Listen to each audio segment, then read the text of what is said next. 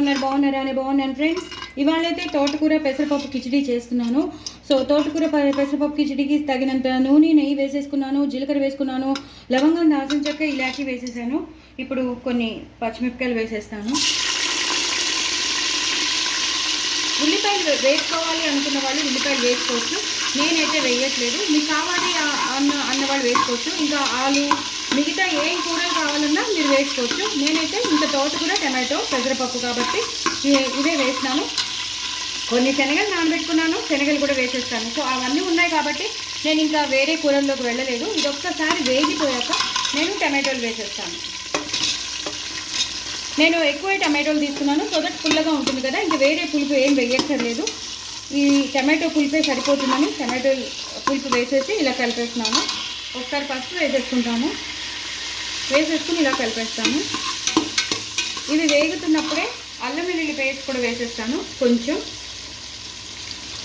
అందుకే చెప్తున్నాను, ఉల్లిపాయలు కావాల్సిన వాళ్ళు తప్పకుండా వేసుకోండి, నో ప్రాబ్లం. వేరే కూరలు ఏం కావాలన్నా క్యారెట్ కానీ, బీన్స్ కానీ, కిచిడీలో ఏమేమి పడతాయో అవన్నీ కూడా మీరు వేసుకోండి. నేను వేయట్లేదు, కానీ మిగతా ప్రొసీజర్ అంతా మీరు ఇలాగ రెగ్యులర్గానే చేసుకోండి. నేను ఇవి మాత్రం ఒక్కసారి వేగాలండి, వేగాక మీకు మళ్ళీ చూపిస్తాను. మగ్గిపోయండి. ఇప్పుడు నేను కరివేపాకు వేసుకుంటున్నాను. కొంచెం ఎక్కువ కరివేపాకు వేసుకుంటే మంచి ఫ్లేవర్ వస్తుంది కిచిడి అనేది. ఇప్పుడు నేను తోటకూర, మనం చేసుకునేది తోటకూర కాబట్టి సన్నగా తరిగిన తోటకూర పెసరపప్పుతో చేసుకున్న కిచిడి అదిరిపోతుంది. ఎందుకంటే మొత్తం తోటకూర ఫ్లేవర్ అంతా కిచిడికి పట్టేస్తుందనే నేను మిగతా ఇంకా క్యారెట్స్ లాంటివి వేసుకోలేదు. మీకు కావాలంటే వేసుకోండి, అవసరం లేదు యాక్చువల్లీ. ఇదంతా ఈ టమాటో, ఈ తోటకూరతోనే మనకి ఫ్లేవర్ అంతా వచ్చేస్తుంది ఈ మసాలాలతోనే. సో ఇది కూడా ఒకసారి వేగుతూ ఉండాలండి. వేగేటప్పుడే మనం శనగలు కూడా వేసేసుకుందాం. నేను రాత్రి నానబెట్టుకున్న శనగలు వేసేస్తున్నాను. ఒక పెద్దవి 2 గుప్పిళ్ళతో వేసేసాను. అవి ఇలాగా కలిపేసుకోవాలి. అంటే మనకి మధ్య మధ్యలో వస్తూ ఉంటాయి అన్నమాట శనగలు కూడా. ఇది ఒకసారి కలిపేసుకోవాలి. ఇప్పుడు కొంచెం ఉప్పు వేసుకుందాం. మేము తక్కువే తింటాం కాబట్టి నేను చిన్న స్పూన్తో 4 to 5 వేస్తున్నాను. మీరు మీకు రుచికి తగినంత వేసేసుకోండి. వేసేసుకుని ఇలాగా కలిపేసుకోవాలి. ఇలా కలిపేసుకున్నాక ఇప్పుడు కొంచెం గరం మసాలా వేసుకోండి. కొంచెం మంచి ఫ్లేవర్ రావాలి కదా, అందుకని కొంచెం గరం మసాలా వేసుకోండి.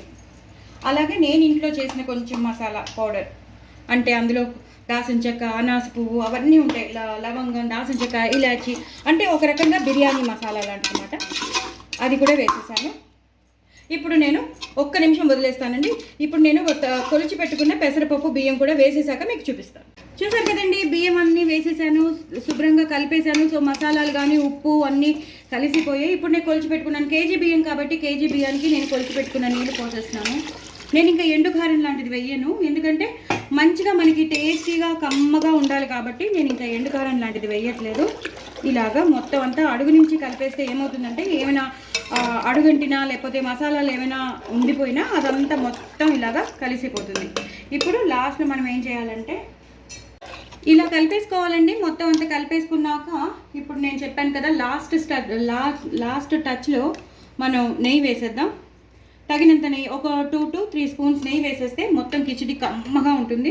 అలాగే లాస్ట్లో ఒకసారి కొత్తిమీర కాడలతో సహా నేను వేసేసాను. కొత్తిమీర, కరివేపాకు వేసేసుకోండి. పుదీనా ఉన్నవాళ్ళు పుదీనా వేసుకోండి, మా ఇంట్లో లేదు కాబట్టి నేను వేయట్లే. మీరు కావాలంటే వేసుకోవచ్చు, బట్ కొత్తిమీరను మన కరివేపాకు కంపల్సరీ, పుదీనా కూడా కంపల్సరీ. ఒకసారి ఇలా కలిపేసుకుని మూత పెట్టేసుకోండి. మూత పెట్టేసుకున్నాక ఉడికాక మీకు మళ్ళీ చూపిస్తాను.